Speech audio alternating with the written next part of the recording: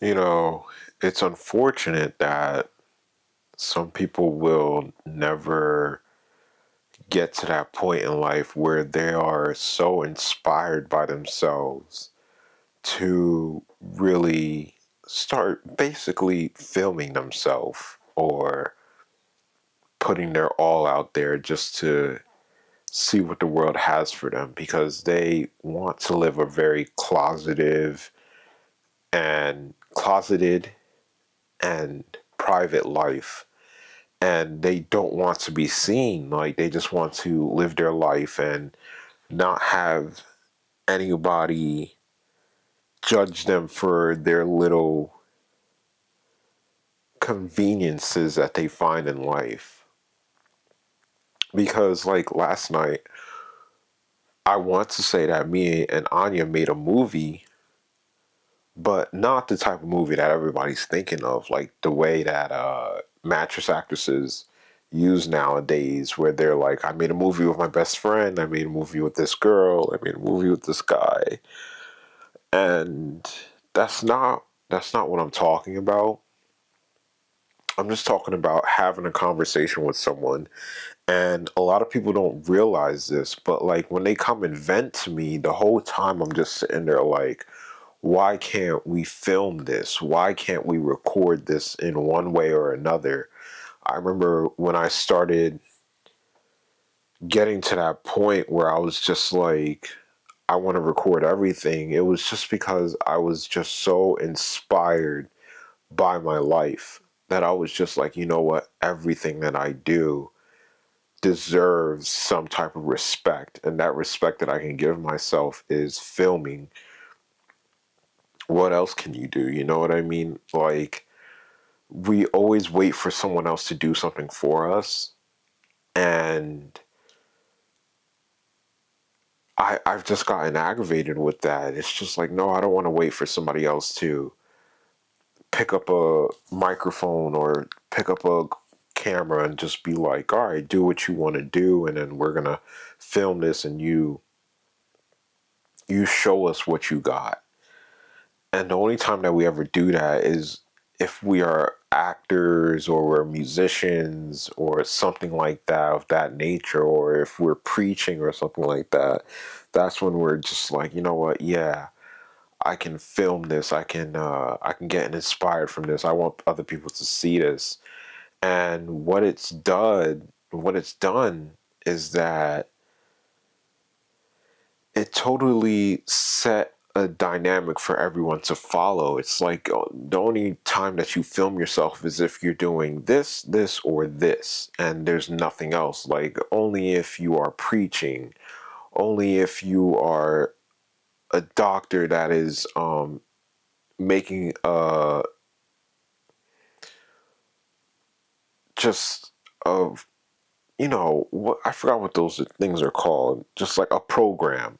If you're a doctor making a program, something like that. Like, other than that, like, don't do anything. And I just get to that point where I'm just like, you know what, I want to film everything, no matter how bad it is, because sometimes it's bad, sometimes it comes out pretty bad. But like, I just wrote this down. I was like, does anybody not hear what's coming out of their mouths when they talk to me? Like I said, back to Anya, like, she was talking about May. She was talking about how aggravated she was about her, and how she's not happy with how her life is going, and that she loves her as a sister, but she has to take a step back because she's just so destructive in her ways, and there's just no way to deal with her. And I've seen May in action, and some of the things that she does is kind of aggravating. Like, why do we have to get into a fight with a stranger on the street? We never know what they can do. You know what I mean? Like, you just absolutely have no idea what another person is capable of. So why do we have to start a fight with them on the street? But other than that, like, there there's other things where you're just like, they're questionable. It's like, why would you do this? Why would you do that? But she has such talent, and Anya was like, what talent are you talking about? Like, what talent is this? And I was like, she can talk. That's her talent.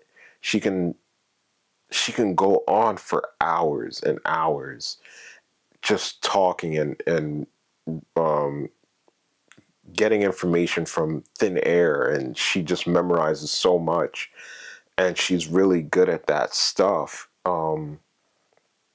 So you would think, like, if she's good at that, she's good at recollection, then she should be good at school too. But unfortunately, everything that she does doesn't pan out the way that it should. She's gone to college, but she's never finished college. She and Anya was like, you know how she has everything done for her, and I'm just like, yeah, I can kind of see it. She's like, you know Dan, right? And I was like, yeah, of course I know Dan. She's like, he's basically taking care of her from the time that she was 20 years old till she was like 22 or around 22. And then right after that, it was Matt. Matt came in and scooped up and picked up the pieces for her and just started taking care of her again. And I was just like, yeah, I know. It's because it's because of her talent. It's because she can keep a person entertained for a very long time. And that person, once she has that person wrapped around her finger, she can do basically whatever she wants with them. She's very manipulative. And that's what Anya was saying. She's like, she's a very manipulative person and she lies a lot. And that you shouldn't believe what she tells you. And I was just like, you know what?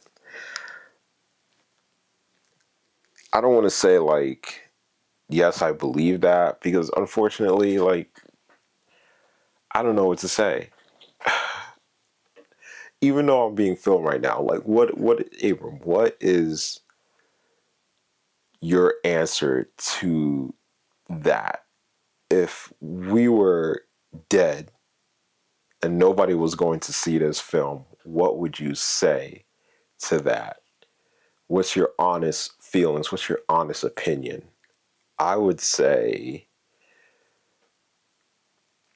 that I don't know where it comes from. I don't know why these guys want to take care of her, but she always finds someone to take care of her. But I've gotten to that point where I was just like, I think Dan is going to take care of her for the rest of her life. And that didn't pan out. Like, they broke up. I thought that they were going to get married. And it was a very ignorant way of thinking because, I was just being a child at that point. I was just like, they can get through anything. You know what I mean? Like, the way I was thinking about Randy as well, I was thinking like, we will always be together. You know what I mean? Like, no matter what. But I didn't even think that at one point. I was just thinking like, I want to be rid of her. I didn't know what was next. So just like with May and Dan, I didn't know what was next. Like, would they actually break up? Or would they stay together? May obviously flirted around and did her thing, and she cheated, he cheated. So the way that I was watching May live her life, I was just like, in the back of my mind, I knew like there's always that ignorant part of you. And then there's that real part of you that's just like, this is bullshit, right? Like, what's going to happen. She's not going to stay with Dan. You know this deep down because you see that these people aren't happy. Like, just read the room a little bit. Just stop ignoring facts. And that's what a lot of people like to do. And that's what I like to do with May.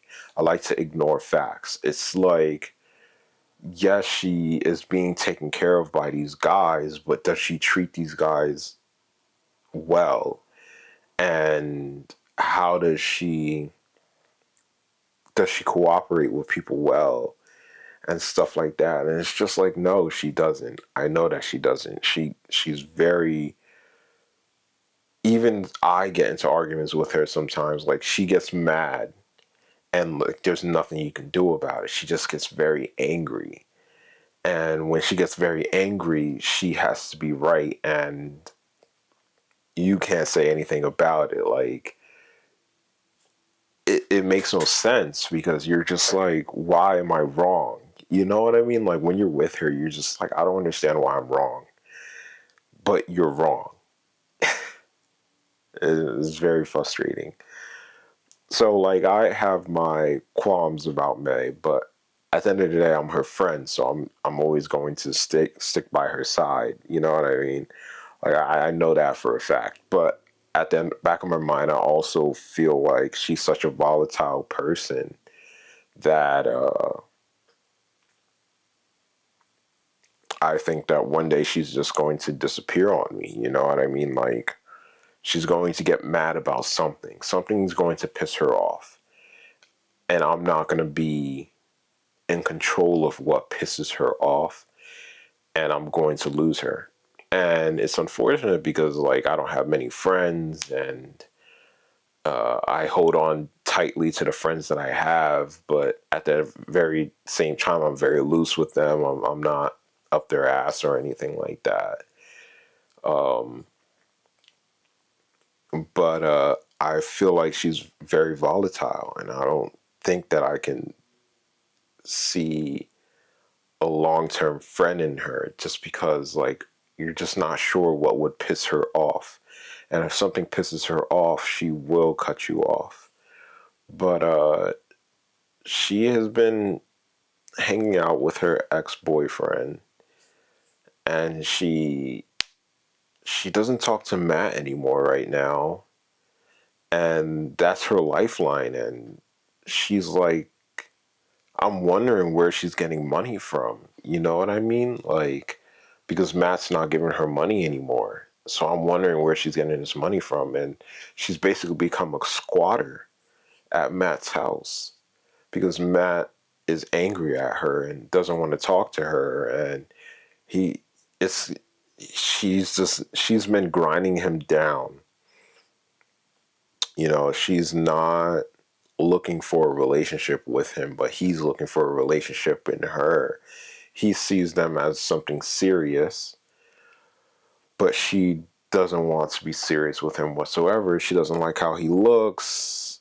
She doesn't like his personality. She doesn't like anything about him except for his money. So she is just, we've talked about it. We were like, what is she? She's a gold digger. Like, me and May have talked about that. And like, I know deep down what she is, but at the same time she's still a human being. You know what I mean? So that's where it strikes with me. It's just like, I've dealt with people that are unwavering in their pursuit of happiness. Like, no matter what you say or do, they will always get their happiness. You know what I mean? And that's who she is. You know, you deal with that with many people. Like, I see a distinct way of a person to be happy, but that way is only for me and it's not for anybody else. So, unfortunately, I believe that trying to change a person's perspective is the only way to get them to be happy. But I know that that's not true. You know what I mean? Like, she's going to want to have kids. She's going to want to be in a relationship. She's always going to be striving for those things. And I'm just like, you should really just focus on yourself. And the only way I was able to focus on myself was by failing a lot, by losing hope in everything. Because I started to learn that, you know, jobs, for example, aren't for, it's not for you. You know, if you have a job, you won't be able to focus on yourself. You're always focusing on something else. And that is not good for you. You know what I mean? Having a job is very destructive, and it's very unnatural to have a job. But we have jobs in this society, and you have to think that it is a very deep rooted thing. You know what I mean? Like, somebody has analyzed a person and has thought of a way to manipulate them.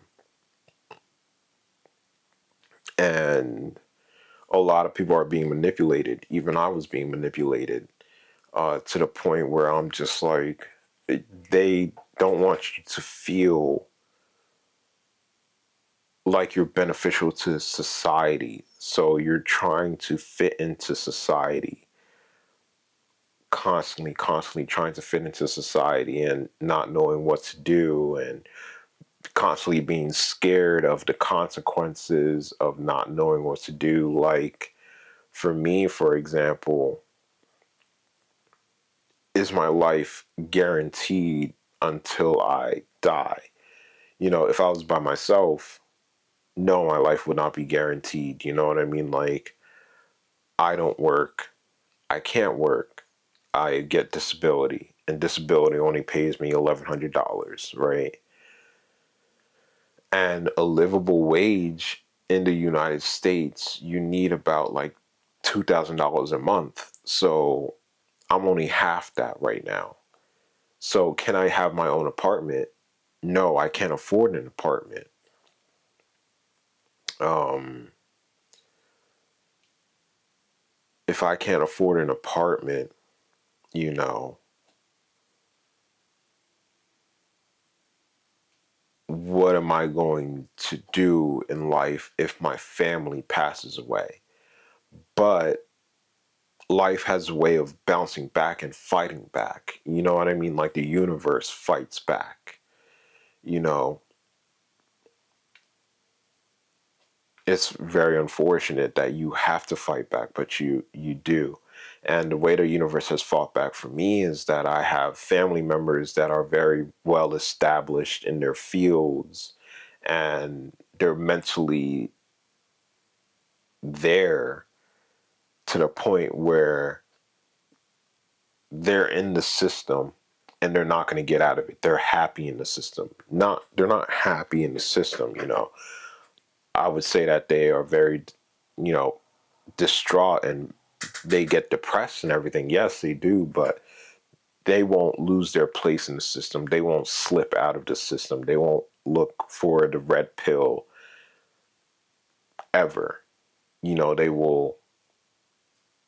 they're happy going to work, going on vacation, taking their little breaks, the money that they get, they're happy with all of that. But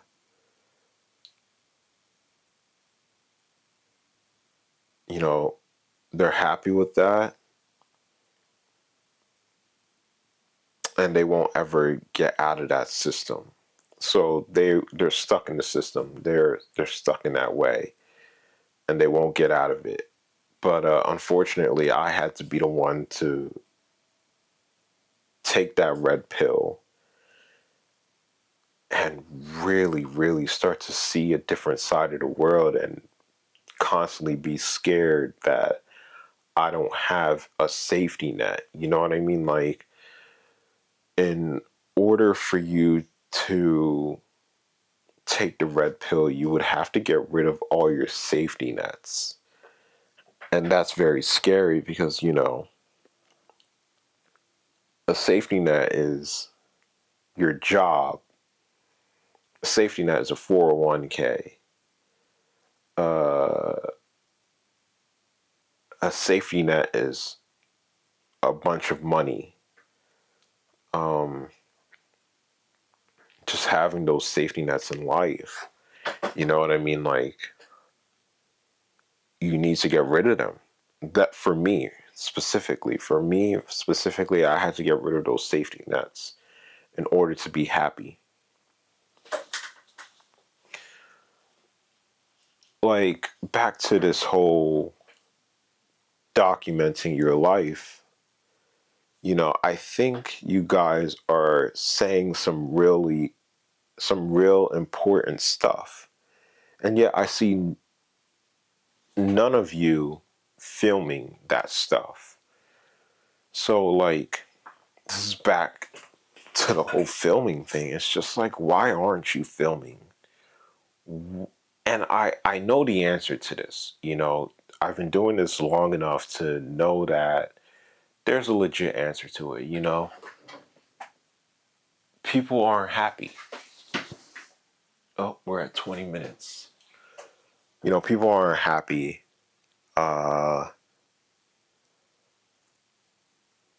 they'd rather, they've been doing so much stuff throughout the day that they'd rather just sit in front of a television and watch a series, binge watch a series. We've literally, they've accommodated jobs so much. They've accommodated jobs so much, guys. Like, you don't see how destructive jobs are. They've accommodated it. They've looked at how we've been given little breaks in life. For me as a student in high school, my break was Saturday night, 12 to about 2 a.m., where I could watch Naruto and any other anime that I wanted to watch that was being premiered on Adult Swim. That was my little break, Saturday night. And then summertime, they would have uh, Naruto on a consistent run. So you can binge watch Naruto for like 3 days. It was 3 days out of a year. And I was so excited, I would sit there and I would watch it and I would just be like, yeah, this is fucking awesome. This is fucking awesome. But now they have subscriptions where your shows are on demand now. So now they know that I can get these people to work more because they feel like they are taking breaks. They feel like they're taking breaks. They feel like they're taking longer breaks because they get to watch their show for as long as they want and they're happy. And it's just like, wow. They've really, really concentrated on making people work. They really have. But that's why people aren't filming anything. Like, I get it. You want to be private, but don't you think that what you're saying is important? Don't you think that what you're saying is interesting? Don't you think that what you're saying merits respect? And you keep everything to yourself thinking that nobody will listen to you. So, like, you'll go on and you're talking to nobody about anything. Like, you talk to your sister about, you just trauma dump on everybody, right?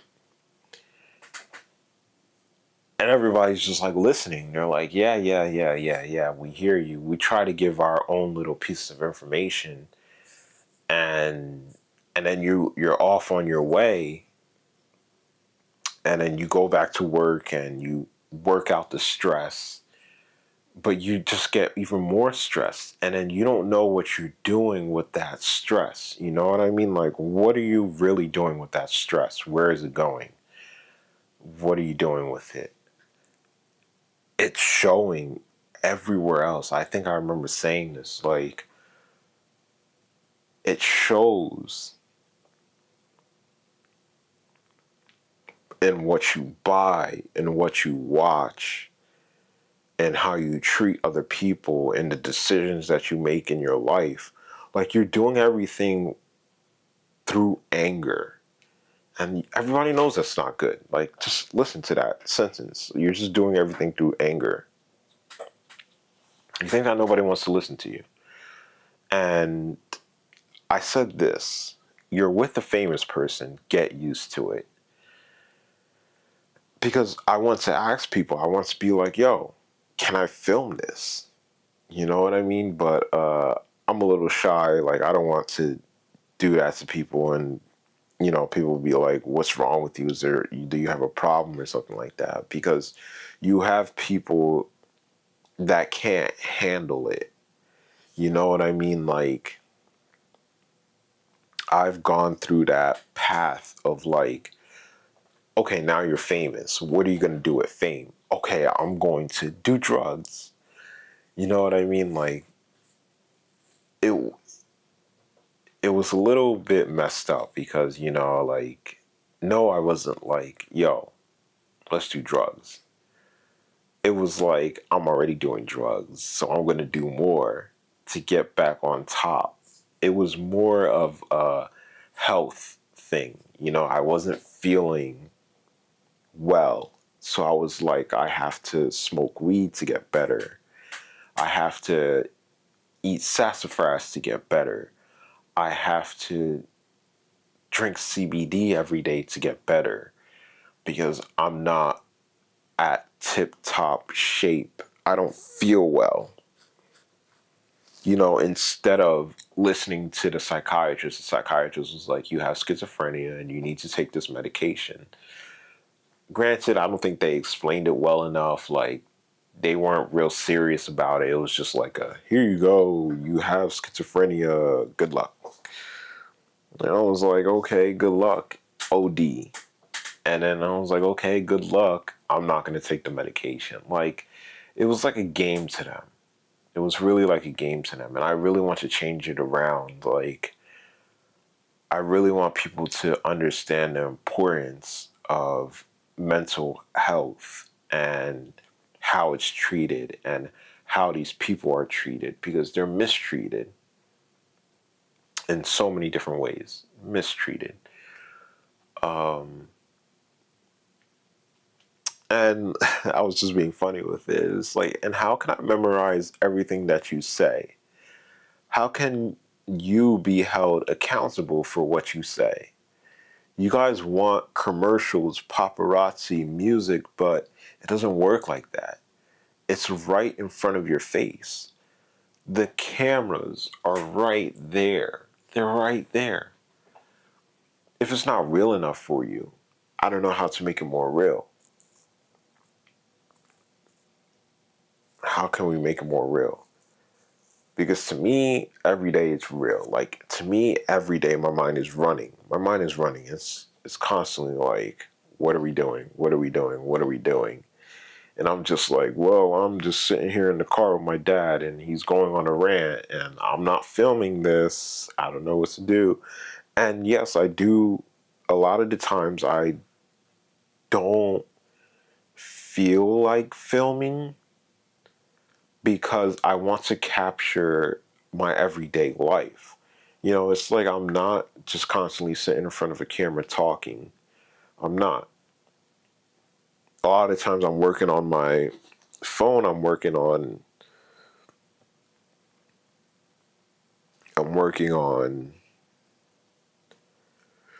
my writing.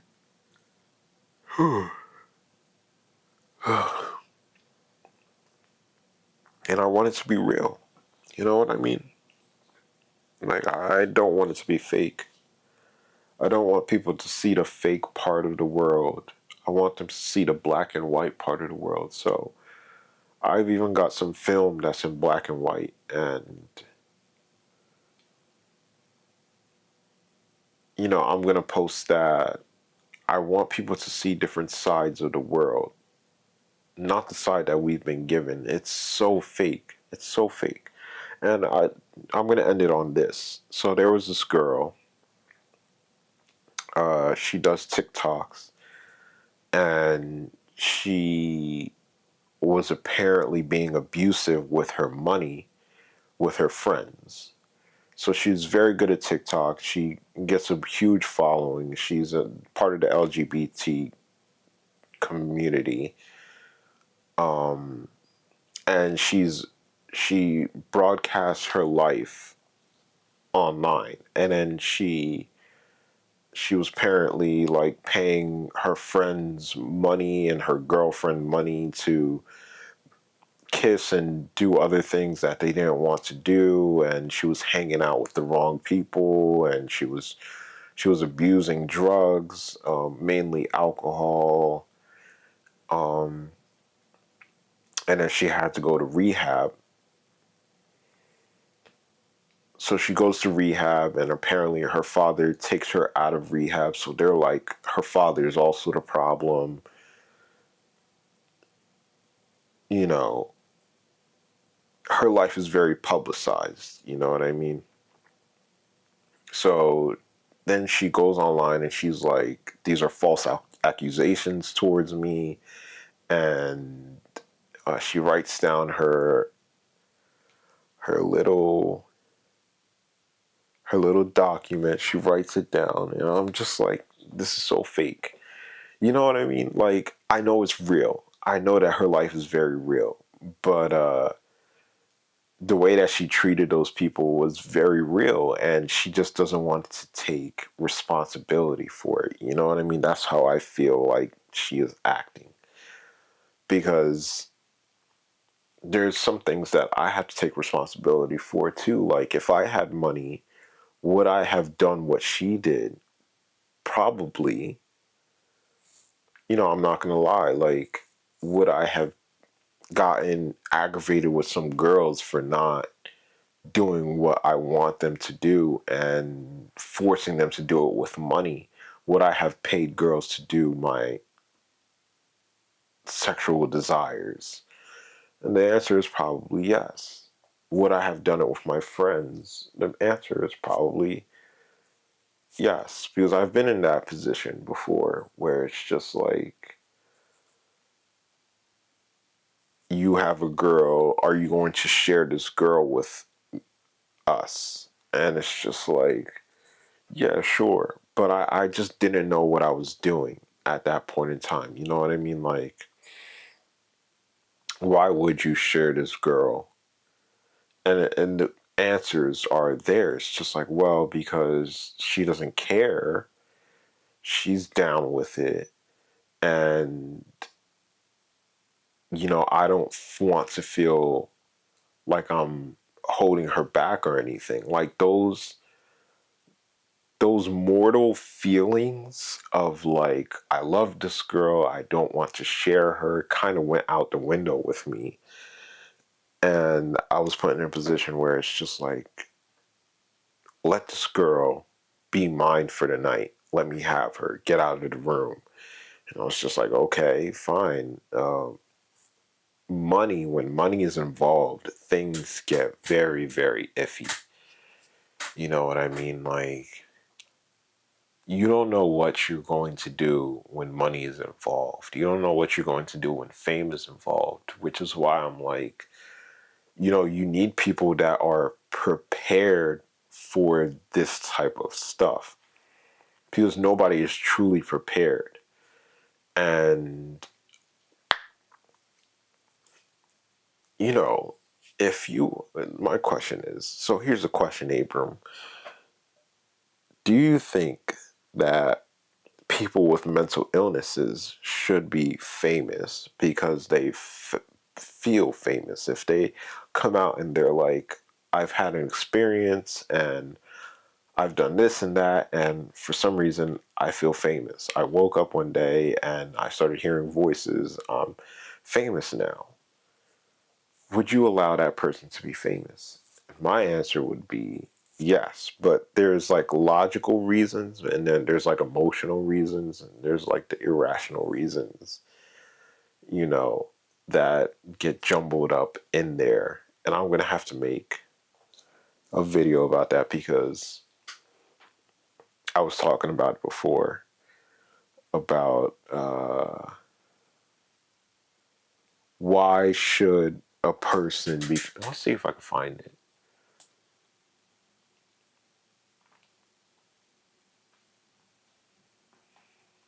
Okay. You're probably wondering why we should make these people famous. I'm going to make a separate video of that just so we could talk about that. I was just getting loosened up in here. So this is what I'm going to do. Like, these are like loosen up videos. Like, you know how an actor has, The Weeknd showed us this where he's just in front of the camera. He's going like getting his lips ready for the show, and he's showing us what happens behind the scenes. I feel like this is behind the scenes. Like, I'm not, this is not the greatest video. You know what I mean? A lot of my stuff are not going to be great videos. It's just going to be me just talking, and, you'll get different points out of it. You'll get parts of my life out of it. You'll get raw feelings from it.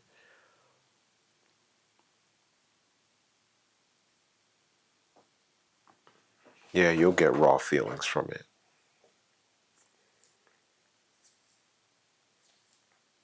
You'll get raw feelings from it.